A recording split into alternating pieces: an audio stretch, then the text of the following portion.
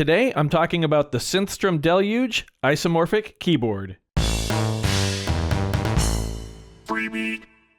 Hey, how's it going, everybody? Welcome to Freebeat, where I post new music-related content every single day, so if that sounds good to you, hit that subscribe button, ring that notification bell. Today's patron shoutout goes to Kit Rodriguez. Thank you so very much for the support. Let's get started. Really quick, let me just say that I have done my best to adjust the refresh rate on the Deluge so the pads don't flash like crazy. It might rear its ugly head every once in a while, but bear with me. I'm learning. I'll get it figured out eventually. Anyway, today we are looking at the Isomorphic Keyboard on the Synthstrom Deluge. Now, a lot of you have actually requested that I give my thoughts and impressions of this keyboard view because, as far as I know, it is unique to the Deluge in terms of hardware keyboard views. So let's go ahead and find a synth preset we like here. There we go, cool. So the way we enable the Isomorphic Keyboard view is just by pressing the keyboard button. And this is the Deluge's default keyboard view. This is how you would live record notes into the sequencer.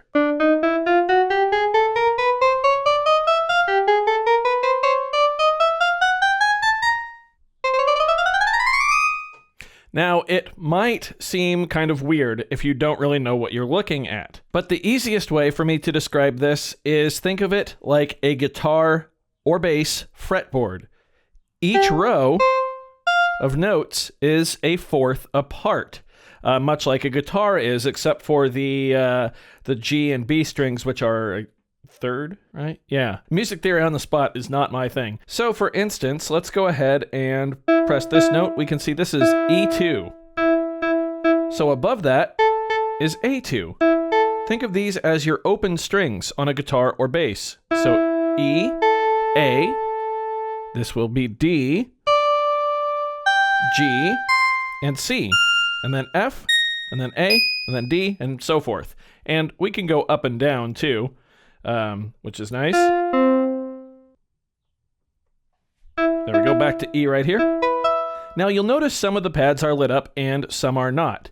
That is because we have scale mode turned on. So the keyboard itself is chromatic.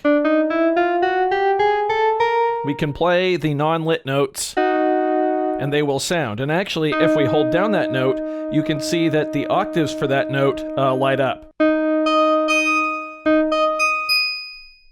Cool. The lit up notes, again, have to do with the scale. So if I actually turn off the scale, now we will see only a few pads are lit up. We can still play all of them, but the pads that are lit up are only our root note, which in this case we can see is C. Cool. Now, how do we change that? Well, we change that just like we would with our audition pads in the scales. So first let me find the note that I want to be the root. I want E to be the root, because I want to treat this like a guitar fretboard. So there's my E. I'm going to hold scale and press E. Now if I turn off scale mode, I can see that all the E's are lit up. And if I turn scale mode on, we can see that we are in E major. So the entire E major scale is lit up. And just like in the audition pad view, we can actually change our scale by holding Shift and clicking scale. Now we're in E minor.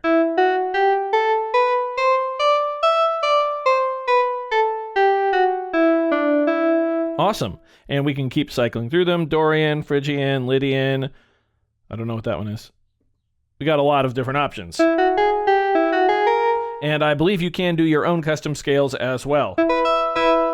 But anyway, let's actually talk about the keyboard now, because playing it is pretty cool if you know your way around a bass or guitar fretboard.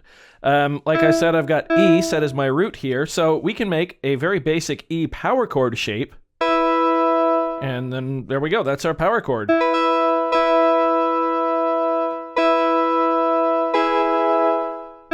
Because we're back in E major right now, it wants me to press this for my third, which is also the same as this note.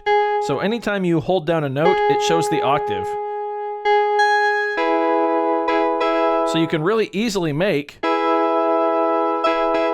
your chords It's really cool. And if I want to play a minor chord, I do have that option. I can just drop the third a half step. Just because the pad isn't lit up doesn't mean that I can't play it. Quickly toggling there between major and minor chords. Now, the cool thing about this isomorphic keyboard is that because all of the strings, or rows if you will, because they're all a fourth apart, we can take the same shape and apply it anywhere on the fretboard or on the keyboard, to make that chord. So let's take that E major. So we'll go right here, E, G sharp, and B. Now we can move this shape anywhere on the fretboard. There we go, D sharp major. Let's go, well, let's not do one so high. F sharp, there we go. And just in that same vein, we can make any chord minor too easily by making this shape. We can even add the top octave in there. Watch your ears. Yeah, it's super cool. You can make those shapes all over the place. So as long as you remember right here and then right here for major, you can at least have two notes that make, you know, a root note and its major third. Awesome. Same thing for minor, just move the third down half a step.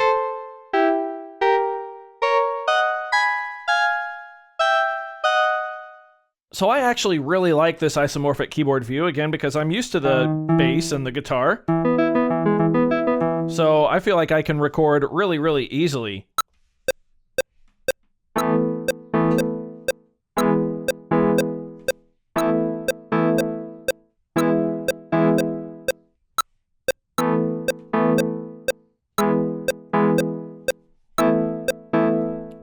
Then we can just turn off keyboard view, and here we are in our clip.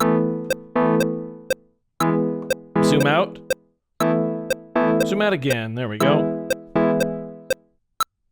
Nice, just like that.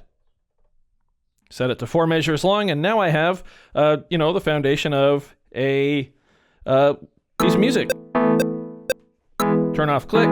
Let's give us some reverb.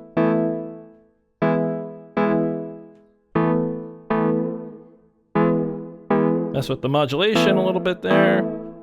A little bit of vibrato.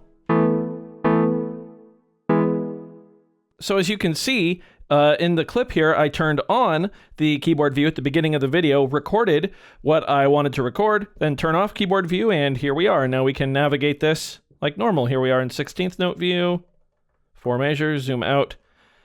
And there we are. Now we're just back in song mode. Let's go ahead and pull up a drum kit. Zoom back into 16th notes here. Let's go ahead and put some of these notes in here.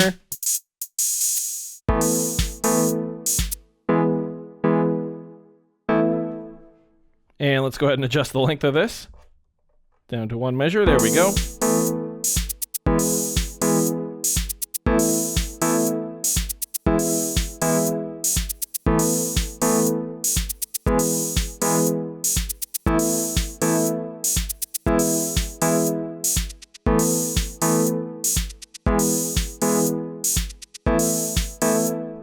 There we go. I think that keyboard view, whoops, there we go. I think that the isomorphic keyboard is just fantastic. And it really works for me.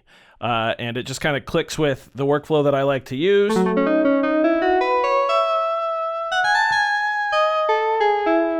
And I really enjoy how it kind of cooperates with scale mode to give you just a really nice playing experience. And for me, it's very easy to experiment around.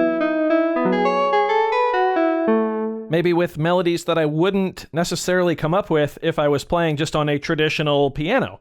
So yeah, I'm all for it. I really, really like it. And I think if you spend some time learning it, if you happen to have a guitar laying around or a bass, kind of work on the relationship there between the notes. and that should really help you understand what this keyboard view is trying to do. So it gets 2 thumbs up from me. I absolutely love it. I do hope you found this video informative or at least entertaining. If you did, be sure to leave a like on it. If not, you can always leave a dislike. That's okay too. Doesn't hurt my feelings, just makes me try that much harder next time. Either way, be sure to hit that subscribe button, ring that notification bell. Thank you all so very much for being here. Thanks for watching. We'll see you next time. Bye.